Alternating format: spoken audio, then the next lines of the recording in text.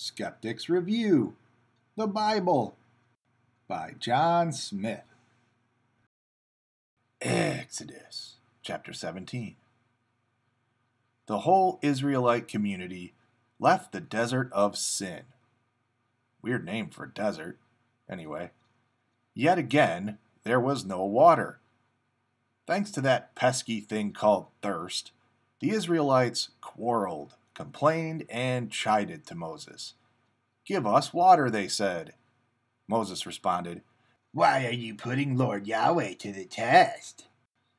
"Oh, you know, Moses, human beings can only go without water for so long, wandering around in the desert."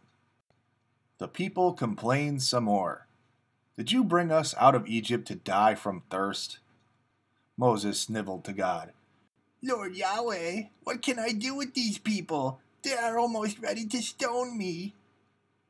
God said, "Relax, dude.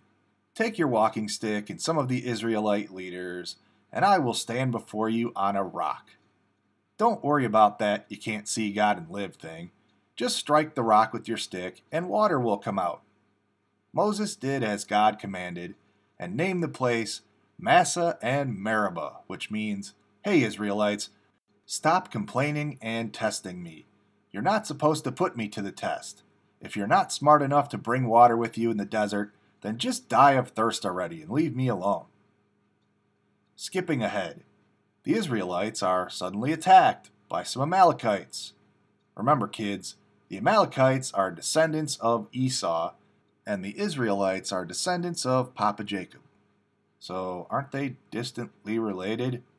Oh well, God hates Esau anyway, unless you ask any apologist on the internet, in which case God doesn't hate Esau, unless you look up practically any verse with Esau's name on it in the Bible.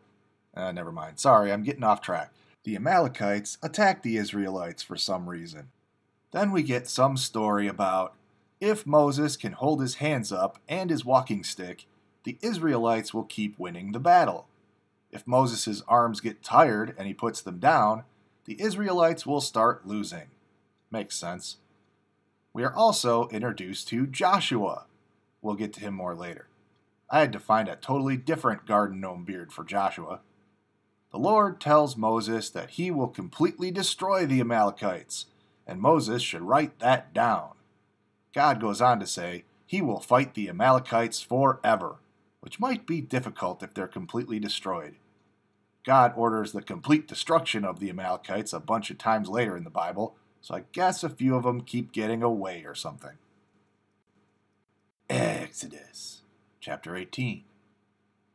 Moses' father-in-law, Jethro, who was the priest of Midian, remember, visits Moses in the desert and brought Moses' wife Zipporah and Moses' kids with them. Hot button topic. There are some conflicting discussions about Zipporah. Some say that Zipporah was a Cushite, or dark-skinned Ethiopian.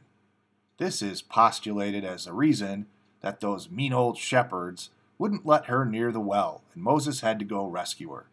Anyway, it led me to this book of fiction, Zipporah, Wife of Moses, by Merrick Halter. Seems like it might be written in the same vein as The Red Tent was for Dinah. I don't know, might be worth checking out. Anyway, Moses and Jethro have a meal and a little sit-down for a nice father-in-law and son chat. Moses tells Jethro everything that Lord Yahweh has done for the Israelites. Jethro responds, "Now I know that Lord Yahweh is greater than all of the other gods." So Jethro, the priest of Midian, was polytheistic and not monotheistic. Well, to be fair, after uttering that last statement, he'd moved on to henotheism. Jethro notices that Moses was settling all the disputes among the people, and these disputes kept Moses busy all day and night. Jethro asked Moses, "Why are you doing this all by yourself?" Moses gets a chance to pontificate himself here. "It's my job to teach the people Lord Yahweh's will. The people come to me seeking, inquiring, and wanting to learn Lord Yahweh's decrees, instructions, commands, and laws." Jethro says, "This is too much for you to take on alone. You should delegate responsibility. and appoint some middle managers to take care of the little stuff.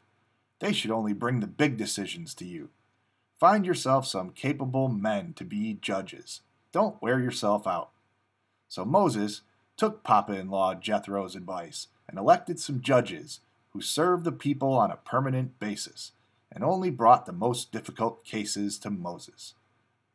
Then Papa-in-law Jethro concluded his visit and packed up and went home.